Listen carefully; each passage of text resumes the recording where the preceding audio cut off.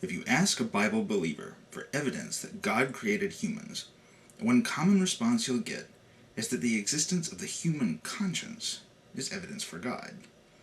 After all, your conscience may motivate you to do things that aren't directly to your own material benefit, or may tell you not to do things that would benefit you materially, which, they argue, would seem to fly directly in the face of a Darwinian model of human evolution. Thus, God created you that way. Similar to this argument would be the love is evidence of a creator argument. The fact that you're capable of loving someone with such a bond that you'd be willing to sacrifice your own life for theirs, or your own general well-being for theirs, is evidence that God created you that way. The argument is basically that without God, humans would always prefer their own well-being over that of anyone else. In other words, many Bible believers would argue that their God, the God of the Bible, gave humans a conscience and the ability to love unselfishly. But this is an interesting point of view, since when you read the Bible, the Old Testament especially, it seems there are clearly occasions when Yahweh prefers individuals who are more motivated by self-interest than by their God-given conscience or love for others. And I know I'm going to get a lot of disagreement over this point. So let's prove what I'm talking about. Let's look at one of the most famous examples. It's found in the book of Genesis, chapter 22. In the first 10 verses of the chapter, it says Yahweh commanded Abraham to kill his own son and burn him up in a fire as an offering. Abraham is willing to do so.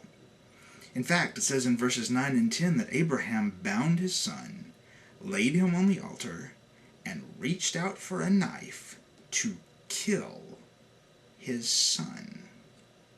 Now, when Bible believers discuss this story, they'll talk about how difficult this action must have been for Abraham. But why? Why would it have been hard to kill and burn up his own son? There are 2 reasons. First, normal people love their children. Doing things that cause pain for the child, even if it's for the child's own benefit, will cause the parent pain. For instance, some parents can't stand to be in the room when their children are given injections. They allow it to happen because it's important for the child's own well-being, but just the fact that the child is in pain is too much for the parent to handle. That is because they love their children. A second thing that would make sacrificing one's own child difficult is one's conscience. No matter who tells you to kill your kid, your gut, your natural sense of right and wrong, your conscience tells you that killing your child is definitely wrong. It's one of the most wrong things you can ever do. Yet according to Genesis, what did Abraham do when commanded to murder his own child? Did he say, no, that would be wrong? It's inconceivable that God would actually tell me to do this? Did he say, I can't, I won't, take me instead. I'll kill myself in his place? No, not according to Genesis. According to this account, in verse 12, in the King James Version, the angel says to Abraham, For now I know thou fearest God, seeing thou hast not withheld thy son, thine only son, from me. So if we take the account as truth, then that means that Abraham was ordered to do something by God. His conscience, the one God gave him, would be screaming at him, no, don't do it, this is wrong. His love for his son would be saying, don't do this, anything would be better than this. But his self-interest would be saying, you know, Abraham, God is really powerful.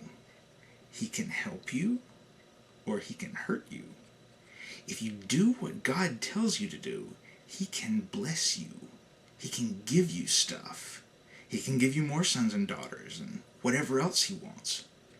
But if you go against him, he can kill you or harm you or whatever. He can punish you. It would be in your best interest to go along. Well, according to Genesis, Abraham went with his self-interest. and was willing to murder his own kid. And God was pleased with this decision and rewarded him for it. This isn't the only place in the Bible that implies God would prefer to have servants who are willing to go against conscience and love in the name of self-interest. Generally, self-interest being in the form of preventing God from punishing them somehow. Remember, Yahweh told people to commit infanticide and genocide during war. He told parents to kill their own children by throwing rocks at them if those children weren't obedient enough. If the people did those things God commanded, they would be rewarded. And if they didn't, they would be punished. Punishment or reward? Material benefits. Simple appeals to self-interest. Ignore love, ignore conscience. Do what will be better for you in the end. If they do, he calls them righteous and rewards them. If they give in to natural love and conscience, he punishes them. The question is then, does it make sense to you to believe in a God who gives humans a conscience and the ability to love, and then prefers those who are able to ignore those feelings, or maybe they don't even have them in the first place, and instead they act in favor of self-interest? Because that's the God the Bible describes for you. When you use your critical thinking, what does it tell you? Could those stories about God actually be true?